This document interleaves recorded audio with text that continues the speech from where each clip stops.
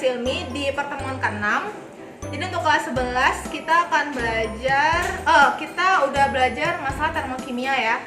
Awalnya sih tentang energi-energi, apa itu kalor, apa itu entalpi, dan juga jenis-jenis reaksi yang terjadi di termokimia. Nah, sekarang ini kita akan bahas tentang cara menghitung, lebih spesifiknya ya, kita akan bahas tentang cara menghitung entalpi ataupun juga kalor dengan menggunakan kalorimeter. Nah, apa itu kalorimeter, Miss? Dan bagaimana cara menghitungnya? Tetap stay tune and check it out. Jadi kita akan bahas tentang persamaan termokimia itu apa, jenis-jenis perubahan entalpi standar, dan penentuan harga perubahan entalpi dengan kalorimeter. Oke, jadi kalau persamaan termokimia itu adalah persamaan kimia yang dilengkapi dengan harga perubahan entalpi atau delta H-nya. Nah, kayaknya sebelumnya itu Miss sudah sampaikan ya, delta H itu kalau misalnya minus itu pasti untuk exotherm dan positif itu untuk endotherm. Oke, sebagai contoh misalnya ada reaksi CH4 tambah 2O2 menjadi CO2 tambah 2H2O dengan delta H-nya minus, maka ini termasuk reaksi apa? Reaksi exotherm. Kalau reaksi exotherm suhunya naik atau turun? Oke, suhunya kalau exotherm itu selalu naik ya. Ciri-cirinya itu ada kata membebaskan atau ada kata melepaskan. Itu untuk reaksi yang pertama. Nah, untuk reaksi kedua yaitu ada delta H-nya juga ya. Jadi kalau persamaan termokimia harus ada delta H-nya. Ini nilainya positif. Nah, kalau nilainya positif, maka dia disebut sebagai reaksi endotherm. Punya ciri-cirinya yaitu membutuhkan atau menyerap kalor. Nah, suhunya itu biasanya turun. Silahkan dicek lagi materi sebelumnya ya untuk reaksi exotherm dan endothermnya. Oke, jenis perubahan reaksi itu ada 3. Yang pertama itu adalah entalpi pembentukan. Jadi kalau pembentukan itu adalah perubahan entalpi pada pembentukan 1 mol senyawa dari unsur-unsurnya. Jadi dia dari unsur menjadi senyawa. Perhatikan ini ada unsur dan ini ada senyawa ya. Unsur-unsur itu misalnya karbon doang, oksigen doang, hidrogen doang, natrium doang. Nah, itu unsur akan dibentuk ke senyawa. Senyawa itu adalah gabungan ya dari unsur-unsurnya. Nah, ini untuk reaksi yang pertama. Bisa dilihat contohnya 1 sampai 3 itu ada unsur-unsurnya dan dibentuk menjadi senyawanya. Selanjutnya itu ada entalpi penguraian. Nah, penguraian itu adalah kebalikan dari si pembentukan ya. Jadi kalau pembentukan unsur-unsur menjadi senyawa, kalau penguraian itu adalah senyawa yang dirubah menjadi unsur-unsurnya, terurai dia ya. Nah, ada 3 contohnya. Ini ada penguraian gas NO dan penguraian H2O. Nah, di contoh sebelumnya itu Miss ada buat entalpi pembentukan H2O ya. Kalau pembentukan H2O itu dari unsur-unsurnya dari hidrogen dan oksigen terbentuk menjadi H2O. Sedangkan kalau penguraian dari H2O-nya dia akan terpisah menjadi H2 dan menjadi O2. Perhatikan juga kalau di yang pembentukan delta H-nya itu dia negatif. Sedangkan kalau yang di sini jadi positif. Jadi kalau dia berbalik reaksinya, maka nilainya juga harus dibalik. Jadi nilainya juga harus bertukar. Yang awalnya negatif, kemudian reaksinya dibalik menjadi positif. Nah, itu dia ya untuk entalpi penguraian standar. Yang terakhir ini adalah entalpi pembakaran. Jadi ciri-ciri entalpi pembakaran itu adalah reaksi yang punya oksigen dalam reaksinya. Nah, jadi kalau misalnya ada ciri-cirinya ada oksigennya, wah ini pasti reaksi pembakaran. Itu ya. Kadang reaksi pembakaran juga hampir sama ya dengan reaksi pembentukan. Contohnya tadi kayak H2 tambah O2 itu juga diklasifikasikan juga sebagai reaksi pembakaran nanti ya. Jadi pembakaran sama pembentukan itu cenderung sama reaksinya. Oke, ini untuk entalpi pembakaran. Jadi ada 3 reaksi termokimia nanti ya. Ada reaksi pembentukan, ada reaksi penguraian, dan ada reaksi pembakaran. Nah, 3 jenis dari reaksi termokimia ini. Oke, nah entalpi ini ternyata bisa dihitung. Untuk pertemuan yang kali ini, pertemuan 6 ini, kita akan menghitung entalpi itu dengan kalorimeter. Nah, ini penjelasan singkatnya. Jadi kalorimeter itu adalah alat yang untuk mengukur jumlah kalor yang diserap atau yang dibebaskan. Nah, dari kalor itu nanti kita bisa menghitung entalpinya, perubahan entalpinya. Nah, ini rumusnya. Q sama dengan minus M kali C kali delta T. Oke. Ini diingat. Nah, ada contoh soal. Oke. Sini misalkan jelaskan contoh soalnya. Nah, contoh soal yang pertama itu dalam kalorimeter terdapat zat yang bereaksi secara eksotermik ya. Berarti nilainya delta H-nya sudah bisa dibayangkan ya, pasti minus.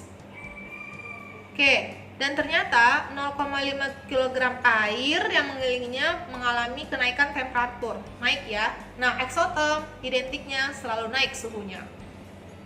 Naik sebesar 3 derajat nih. Kalau jenis reaksi ini 3 derajat. Kalau jenis reaksinya adalah 4,2 Joule gram per Kelvin, maka berapakah kalor reaksi? Nah, ini yang pertama. Oke. Yang ditanyanya yang ini adalah berapakah kalor reaksinya? Ini sederhana ya, contoh soal yang nomor 1.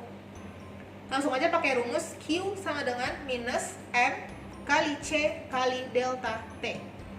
Q sama dengan tadi masanya berapa? 0,5 kg. Kilogram ini harus dirubah ke gram dulu. Berapa itu? Kan 0,5 kilo itu sama dengan kan 1 kilo itu sama dengan 1 kilo itu sama dengan 1000 gram. Maka kalau misalnya setengah kilo itu sama dengan 500 gram. Maka di sini masanya 500 gram. C-nya yaitu 4,2, 500 gram. C-nya 4,2, ini bisa Mas hapus ya. Oke, C-nya ada 4,2 Joule gram Kelvin. Delta T-nya itu 3 derajat tadi ya. 3. Delta T-nya langsung 3. Maka Q-nya sama dengan, ini kalau kita hitung pakai kalkulator atau hitung sendiri, itu dapat Q-nya adalah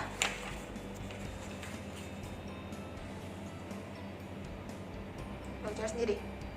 Ini hasilnya adalah Joule nantinya ya.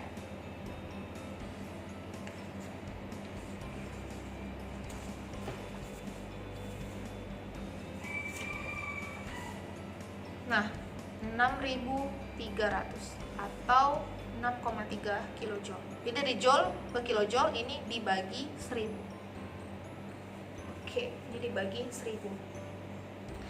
Selanjutnya, untuk soal nomor 2. Oke, soal nomor 2 itu katanya ada percobaan direaksikan dengan 50 ml HCl 1 molar dengan 50 ml NaOH 1 molar dalam gelas plastik yang kedap panas. Temperatur mula-mulanya 29 dan berubah menjadi 35, maka naik ya. Kalau suhu naik berarti dia reaksi eksoterm dan nilai delta H-nya adalah negatif. Itu harus bisa diingat-ingat ya, bisa di luar kepala lah. Nah, kalau jenis larutannya dianggap sama, yaitu 4,2. Pertanyaannya adalah A, tentukan perubahan entalpi penetralan. Yang ditanyanya adalah delta H-nya.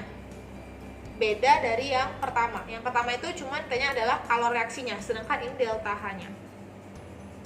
Oke, kemudian tulis persamaan termokimianya. Oke, perubahan entalpinya yaitu untuk mencari perubahan entalpi ini harus tahu dulu kalornya berapa. Maka rumusnya masih pakai rumus yang pertama, minus M kali C kali delta T. Dimana Q-nya sama dengan, Miss, berapa masanya? Nah, masanya itu adalah penggabungan dari HCl dan si NaOH. Maka 50 ml tambah dengan 50 ml. 1 mili itu sama dengan 1 gram. Maka kalau ada 100 mili menjadi 100 gram. Oke, ini 100 gram. C-nya 4,2 Joule per gram. Delta T-nya dari 35,5 dikurang 29. Berapa itu? 35,5 kurang 29. Ini 6,5 ya. Maka ini 6,5 suhunya. Maka Q-nya sama dengan ini kalau dicari-cari hasilnya itu adalah 2730 joule. Nah, ini kalau dibagikan 1000 atau dirubah ke kilojoule ini menjadi 2,73 kilojoule. Oke, ini dia untuk Q-nya. Apakah ini selesai? Belum. Karena yang tanya adalah delta H-nya ya.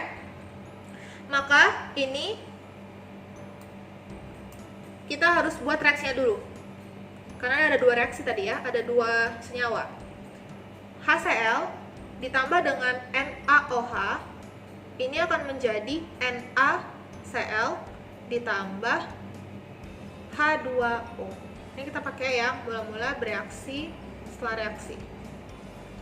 Nah, mula-mulanya mol HCl adalah, coba lihat, ada 50 ml HCl, ada 1 molar HCl.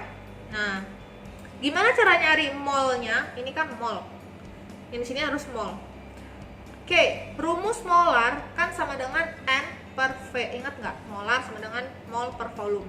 Maka kalau molnya sama dengan molar dikali volume. Maka yang molarnya 1 tadi ya, volumenya tadi 50 mili.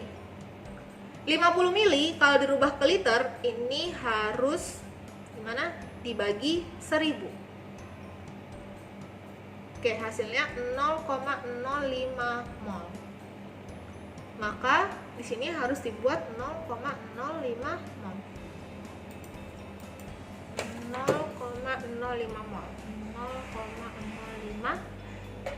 NaOH juga punya nilai yang sama, yaitu 0,05.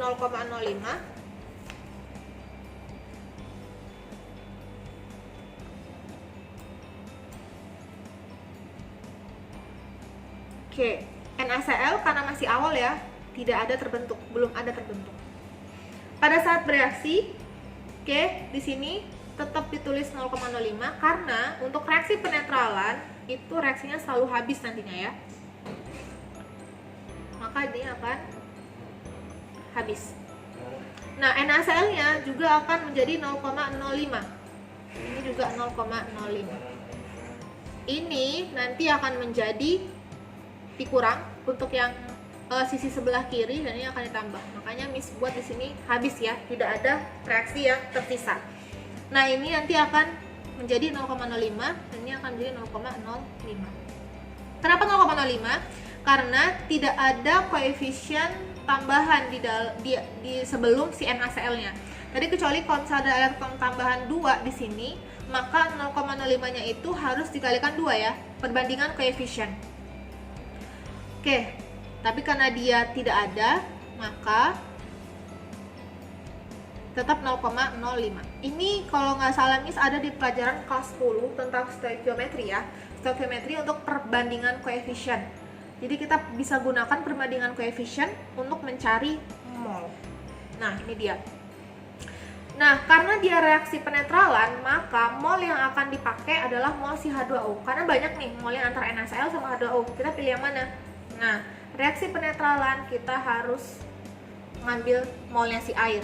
Kan asam basa netral ya. Netral tuh adalah si airnya. Jadi kita ambil yang air. Dari sini kita bisa tentukan nilai delta H-nya.